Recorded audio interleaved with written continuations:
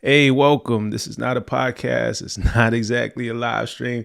This is just my thoughts with Rob Markman. I think that's the name of the show, at least for now. I gotta be honest. When I did my last video on Kendrick Lamar's "Like That" verse, I didn't intend to make this a thing. I wasn't necessarily planning on doing another, but the comments that y'all left were so positive. The one thing they tell you on YouTube is don't read the comments. You know what I'm saying? But y'all comments were so positive and asked me to come back and make this a regular thing. I just couldn't say no. And this is just what I love to do. Again, I've just been blessed throughout my career, be it at MTV, be it at Genius, be it the short time I was working with Amazon, to have these companies, back in the production. It's a thing when you don't got to pay for the production yourself, right? But I don't have any of those right now, which is fine. This is just me in my office alone. I light the room by myself. I press record. I run to the desk. I do the sync clap. You know what I'm saying? Y'all know how that go. And then I edit this myself and I put it out myself. And, I can't believe so many of y'all watched last week. This is not me being like fake humble or fake shocked. It's just different when you do it yourself. So, I didn't know how many people would show up, but y'all did. So we're back.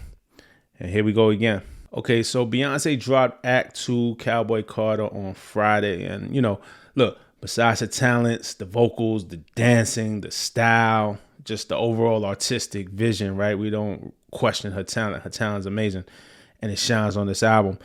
But, besides her talent, what I love most about B is her intention with the art, especially on this one. And as we go forward, I just want to put this out there. I mean, this isn't a album review. This isn't necessarily a critique. This is just me talking about what struck out to me. Some of the things, right? Because there's so much on this album. We'd be here all day. But again, the intention here, like some of the things that I learned, just some of the things that I noticed. Hopefully you noticed, and then we could talk about it in the comments as well. But first of all, too, I want to put this disclaimer. Let's not get it twisted, right?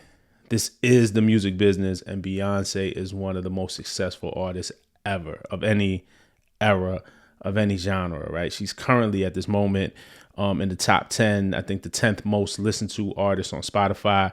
She's sold over 250 million records if you count the Destiny Child stuff. She's won 32 Grammys, more than anyone. She's been nominated 88 times. That's more than anyone. And, I say that to say Beyonce is deeply entrenched in the music business. I think she aims to sell records. I think she designs her music to be far reaching and sell records or stream records, but she sells too. I think she aims to top the charts. I think she wants to win awards. Look at Jay-Z's speech, even though that's Jay-Z speaking at the Grammys and that wasn't Beyonce speaking. I think she wants to win awards. I think she expects to win awards. I think when she goes in there and creates, she creates to raise the bar and be the best. That's just the business of Beyonce, right? And it's very real. You don't get that successful by accident, right? Like it's designed that way. And, so while Beyonce doesn't lose sight of the business with her music, still she seems to always reach for some artistic height, right? To make a mark or to use her music for a purpose. And sometimes we act as if those two things, the business and the artistic heights, like that they can't coexist. Look, I fully expect Cowboy Carter to go number 1 on the Billboard 200. I expected to stream and then equal to sell a ton of records. I expected to win awards, quite possibly that Album of the Year award that Jay-Z spoke about at the last Grammys. So, the quality of the music is a given. You could almost bet on the success, via the metrics. There's just a bar that Beyonce set for herself. And it's rare, she's human, but it's rare and unlikely that she'll deliver something that falls under that. I think she pushes herself to constantly meet a bar. But, like what I said, what I appreciate about this album is the intention, the why, the reason for being. So, 10 days before the album, Beyonce posted a note on Instagram explaining some of that why, right? Saying that the album has been over 5 years in the making and it was born out of an experience she had where she didn't feel so welcome, right? We safely assume that B was referencing her 2016 performance at the Country Music Awards, where she teamed up with the Chicks to perform Daddy Lessons from the Lemonade album, right? She said, I'm going to read this. Because of that experience, I did a deeper dive into the history of country music and studied our rich musical archive. It feels good to see how music can unite so many people around the world while also amplifying the voices of some of the people who have dedicated so much of their lives educating on our musical history. And to me, that's a lot. That's where a lot of the intention of Cowboy Carter lies. I can't speak for Beyonce, only she could speak for her intention. But that's where a lot of the intention lies to me, right? Amplifying the voices and educating on our musical history. So we get a real history lesson on this album, right? Aside or in addition to being entertained, a song like Spaghetti, look, at least I did. Let me go back. At least I did. I got a history lesson. I know there's people who are more well-versed than me, but, listening to Spaghetti, right? I recognize, of course, many people knew who Linda Martell was before Cowboy Carter. She's a pioneer in country, but I didn't. And a lot of people didn't, right?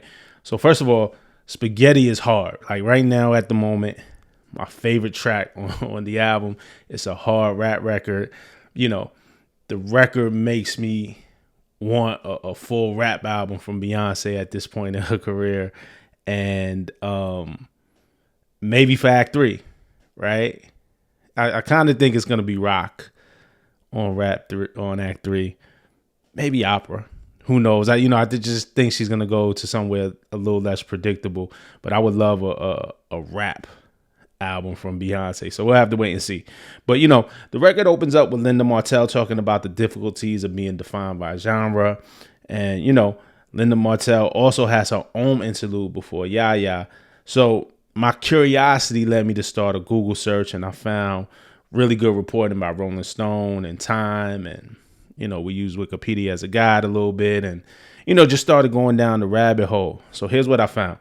Linda Martell is 82 years strong. She's a pioneering Black woman in country music who released her first and only album in 1970, okay? The album was called Color Me Country. She was the first Black woman to enter the top 25 of Billboard's country music chart with her song Color Him Father. And she was the first solo Black woman to perform at the Grand Ole Opry stage. The Grand Ole Opry, as I understand it, is kind of like how we regard the Apollo, right? It's just a legendary venue in Nashville, a legendary institution.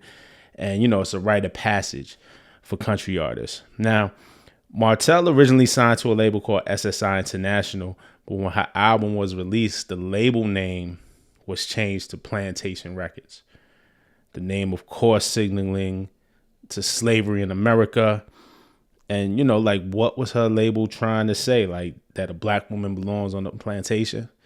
Like, it was very curious and an odd choice to switch the label name on her. And it was something that Martell brought up to the label head.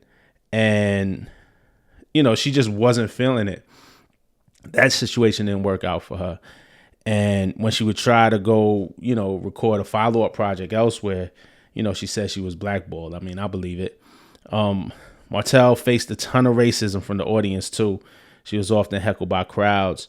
In the 2020 interview with Rolling Stone, she said, a lot of times you feel like saying, okay, look here, I don't want to hear that. Please quit calling me names like that. But you can't say that. You can't say anything. All you can do is do your singing and try your best to forget about it. She goes on to say, when you're playing to an all-white audience, because Lord Jesus, they are prejudiced, you learn not to say too much. You can carry it a little too far if you're correcting somebody, so you learn how not to do that. Martell eventually left music and became a bus driver. It's a story that we shouldn't forget, right? I didn't know about the story. A lot of us didn't know about the story, but I'm talking about in the musical conversation, in our history, in our cultural conversation. It's a story that we shouldn't forget. And, even though Beyonce is Beyonce, she's at the top of the game, one of the most successful artists ever. Even with all of her success, her performance at the CMAs, was the catalyst for this album. It must have been like a piece or at least a fraction of what Martell felt. So to include Linda Martell on this album, to have her voice on this album is one of those intentional moments where Beyonce isn't just using the music to entertain, but to amplify voices and to educate. Now, this video isn't intended to turn over every rock on Cowboy Carter. There's just far too many Easter eggs and musical references and stuff that hasn't even struck me yet, right? Like, I gotta listen to the album more, I gotta dive in more. So this is really just like things that stood out to me. And again, I would love to hear in the comments things that stood out to y'all. But something that I felt like put the album in perspective is Willie Nelson on Smoke Hour 2, when he says, sometimes you don't know what you like until someone you trust turns you on to some real good shit. I think that skit is brilliant because I think it works in two ways, right?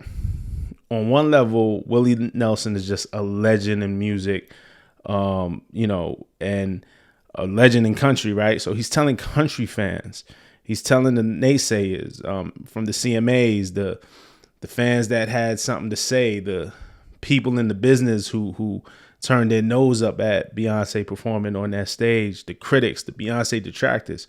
Willie Nelson is saying, yo, let me put you on to some real good shit. That being Cowboy Carter, right? And on the flip side, I also feel like it's Beyonce putting us on, or at least like those of us who don't listen to country, right? Like I'm from New York, East Coast, up north. It's just not part of my experience per se, right? But music is music, and good music is good music, and it penetrates. So, I think, Beyonce is putting us on for those of us who don't listen to Americana, to country, to folk, to bluegrass, just those genres of music. There's a lot in here. It's not just country. There's a lot in this album. So Beyonce's putting us on to something that we didn't know we'd like. And, I think from the initial response, hey, we like it. So I love how that skit works, like in the duality, right? So many of us just feel like country music isn't for us. First of all, not knowing the roots of black country artists. And, in the press release, Beyonce explained that the character of Cowboy Carter, which again, if you're on social media, you saw a lot of people criticize the cover and what was she doing? But again, Beyonce explained her intention. She put out a press release and she said the character Cowboy Carter was inspired by the original black cowboys of the American West. She explained how the term cowboy was used to belittle former slaves as boys. So Cowboy Carter is meant to highlight the strength and resilience of these men who were the true definition of Western fortitude. Again, another example of just the intention, right? I'm just talking about the things that I see. The intention of this album is to reclaim, or maybe not reclaim. She didn't say those words. She said Cowboy Carter is meant to highlight the strength and resilience of these men. But there's a reminder to us, or an education to us, who maybe didn't know the origins of the term. So in that way, I think it's brilliant as well. So let's go back to that post that Beyonce put up on Instagram 10 days before the album came out, right? She talked about amplifying voices. So the album has amazing collaborators, writers, producers, some of the usual suspects like The Dream, his fingerprints are all over this. Pharrell produced on this. Swizz Beatz, No ID, like Hit Boy, of course, Jay-Z has writing credit on here. We also have Raphael Sadiq, Ryan Tedder, Nile Rodgers, DA got that dope, Soundwave, Miley Cyrus, Dolly Parton, John Baptiste, Robert Randolph. Like, it's a lot. There's a lot of collaborators. But, there's some newer artists who are being amplified on this album. Like, Nile Rodgers is always going to be Nile Rodgers. It's amazing every time he shows up and collaborates with Beyonce. Swizz Beatz is solidified. Hit Boy, The Dream, right? Solidified. But there's some newer artists who are being amplified who, I think their careers are about to change a bit. They're definitely going to get more eyes on them and more ears on them for the fan base they were already building. Like Tanner Adele. Shout out to my man Isaiah Smart. After Beyonce dropped Texas Hold'em, I went on social media and asked for recommendations on country artists to listen to. And Smart made me a playlist and it had Tanner Adele, Buckle Bunny on it. And I was sold. Like I heard Buckle Bunny once and I was like, yo, what the hell is this? I just wasn't expecting that type of energy on a playlist that he gave me that had like Reba McEntire and Chris Stapleton. And so we get to Buckle Bunny and I'm sold instantly. I'm like, oh, this is amazing. So Tanner Adele was already on her way, but being on a Beyonce album, she appears on Blackbird, and that's Beyonce's take on the Beatles original that Paul McCartney wrote for the White Album. Brittany Spencer's also on that song. Tara Kennedy and Raina Roberts also on that song. So, when we talk about amplification, there's new voices that we hear on this album too. New careers that I think get propelled because the attention that Beyonce commands is so enormous. So that's pretty exciting, right? Shabuzi is a Nigerian American artist who sings and raps, and he incorporates country and Americana and rock into his music. He's on my favorite track on the album, Spaghetti. And he's also on Sweet Honey Buckin', which was produced by Pharrell. That track is really dope. I wasn't checking for Shabuzi before. I didn't know who he was. Like I was ignorant. Now, of course, he has fans. Of course, he had a wave on himself, but I wasn't up on it. So, I'm going to be checking for him now. And then there's Willie Jones, who's a country singer from Shreveport, Louisiana. And he once competed on X Factor. He has a 2019 single called Down For It. He had a T.I. remix. And he's on Just For Fun off of Cowboy Carter. The feature will help open him up to new audience, and there goes Bay again, when we talk about the intention, right? Remember what she said, educating, amplifying voices. So those are just some of the artists. But, I think a lot of these artists will end up with new fans, new people listening to them, new people checking for them. It's the beauty of this album. Again, besides the music feeling good, is the voices that they amplify, or the voices that the album amplifies. So Cowboy Carter has a ton of highlights. I mean, from Bay's version of Dolly Parton's classic Jolene, which is dope. Like Beyonce's take on it is just like, it's just different. Like she wants to smoke. Like on Dolly Parton's original, Dolly was like, Jolene, please don't take my man. And B is like, I wish you would. You know what I mean? So it's a dope flip. The duet with Miley Cyrus, Two Most Wanted, pretty ill. And then that whole stretch from Ya to Sweet Honey Buckin', to me, is just amazing sequencing. I know Dream has a lot of credits like in that area and portion of the album, and we've seen Dream so many times sequence his stuff perfectly. I wonder what the correlation is there, but regardless, Ya to Sweet Honey Buckin' is just amazing sequencing. That's my favorite part of the album, actually. That's my favorite stretch of the album. Also, I got to shout out Protector. Let me find out that Rumi Carter with her vocals on the intro is going to get herself a Grammy too. That'll be funny. That'll be dope to see. Point being, look, there's a ton of musical highlights on this album. The music is incredible, but the intention on Cowboy Carter is gold. So I don't know. These are just my thoughts, just like last week's video. I kind of just put this together. Definitely made some notes, spent the whole night just making notes on what I'd talk about with y'all.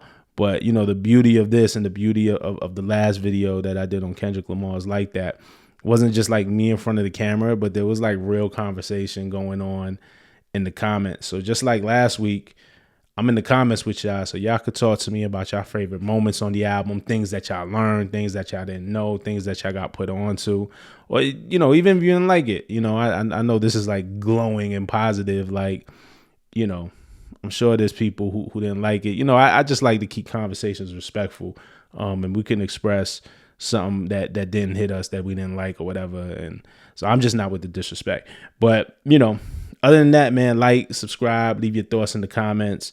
I'm going to be right here with you. And I guess this is the thing now. So we're going to figure out the next one and the one after that and the one after that. So I love y'all. I appreciate y'all. Thank you. Peace.